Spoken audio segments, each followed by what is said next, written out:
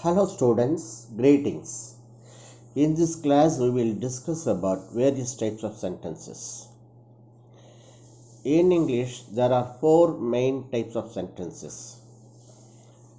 The first type is a declarative sentence, otherwise called assertive sentence. The second one is command, or also called as imperative sentences. The third one is interrogative sentences, and the last one is exclamatory sentences. Now we will discuss about assertive sentences, also known as declarative sentences. Assertive sentences are simple sentences. They are otherwise called statements. They usually start with a subject followed by a verb and again object or complement, like that. These assertive sentences are of two types. The first one is affirmative sentences. The second is negative statements or negative sentences.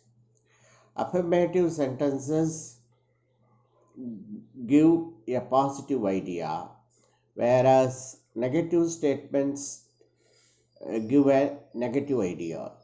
I will give you some example.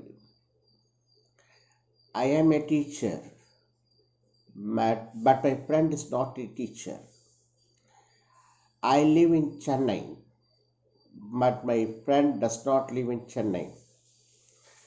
I have got a job, but my friend has not got a job. So the negative statements always go with not. Sometimes neither nor also. Is neither my friend nor my foe. Like this. The second one is imperative sentences. Imperative sentences can be of three types. First one, orders, from officers to subordinates or from elders to youngsters. And the next one is requests, from youngsters to elders, from subordinates to officers. And third one is entreaty. First we will take up a request. Please help me to do this work. Please get me a cup of coffee. Please don't forget to post this letter on your way home. Here we find the word please. And sometimes we can use some other type of sentence also to interpret this request. Would you mind posting this letter on your way home? Would you mind getting me a cup of water? It is also a kind of an indirect request. Orders. In orders, we don't use please. Get me a cup of water. Post this letter on your way home. Don't disturb me. Keep the door open. Meet me this evening. In these sentences, we do not use please, and these sentences just start with the main verb. And the third one is entreaty. Entreaty statement of imperative sentences reflect wishes or ideas that you want to happen. For example, wish you all the best. Wish you many more happy returns of the day. Wish you happy married life. May her soul rest in peace. Like that. So these both wishes and apologies or regrets can be interpreted in terms of imperative sentences. The next one is interrogative sentences. The very word interrogate means question. Interrogate, interrogated, interrogated. This is the verb form. Similarly, question, questioned, questioned. This is the verb form for the verb question. Again, in interrogative sentences, we have four types. First one is WH questions. Second one is yes or no type questions. Third one is question tags. And the last one is statement questions. First, we will take up WH questions.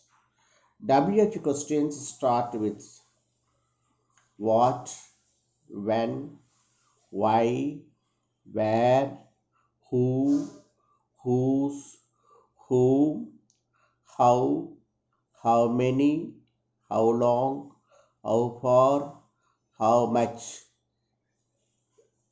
For example, who is your best friend? Who do you want to meet here? Where are you coming from? What do you want to buy now? What's your name? Where is your house? Where did you go last evening? When does the shop reopen? Why are you angry with me? These are the sentences where we find the question word is present in the beginning of the sentence, and these are called WH questions. With regard to how much, how long, although they don't begin with WH spelling, they are said to be WH questions. In WH questions, we can use either be form verb or do form verb. For example, who is there? Who lives here? And next we go to yes or no type questions. Yes or no type questions always begin either with an auxiliary verb or with a do form verb. Are you an Indian? Do you live in India? These are yes or no type questions. The answer for these questions starts with either yes or no. If you want to give a positive answer, you start with yes. Are you an Indian? Yes, I am an Indian. No, I am not an Indian.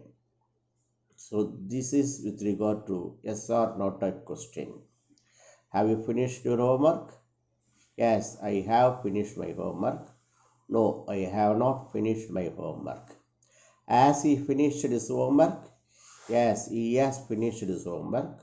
No, he has not finished his homework. Can you help me to do this work? Yes, I can help you to do this work. No, I cannot help you to do this work. Next comes question tags. Question tags always follow a statement. For example, India is a big country, isn't it? Is India is not a big country, is it? Here you notice for positive statements we use negative tag, and for negative statements we use positive tag. I will give you more example. You are a rich man, aren't you? You are not a rich man, are you? You live in Chennai, don't you? You do not live in Chennai, do you? You cannot help me, can you? You can help me, can't you? With regard to imperative sentences, don't you? Help me to do this work, don't you? Okay. Next, we go to statement questions. The statement questions ends with a question mark, but they are generally used in conversation. You are a good boy. So the intonation and the stress, good boy, it implies that it is a question. If you remove the question mark, it becomes a statement. Chennai is a big city. You are living in Chennai. You are new to this town. That means, are you new to this town? But we should remember to use the question mark at the end of every question we ask. Next come exclamative sentences. These are the words of feeling. We talked about interjection in parts of speech. Similarly, exclamative sentences are used when your feelings are expressed in an unexpected way. The expectation or the unexpected event may be related to either your happy mood or your sad mood. So there are two types of exclamatory sentences, and we use exclamatory mark at the end of this type of sentences. We take a happy mood. Ha, I have got the first prize. Ha, followed by exclamatory mark, and I have got the first prize. You can end it with an exclamatory mark. Hurrah! Exclamatory mark. The game is over. Hurrah! I have completed my homework. Hurrah! My degree is over. In sad mood, to express the feeling of sadness, we use alas. Alas, the child is weak. Alas, he is very poor. Alas, he is dying, like that. So, these sentences express emotion and as such end with an exclamation mark. For question mark is used for interrogative sentences.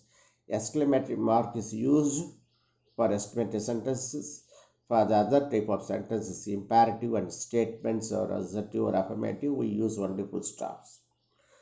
So once you are comfortable with the different types of sentences and constructs of sentences, you should try to have more practices.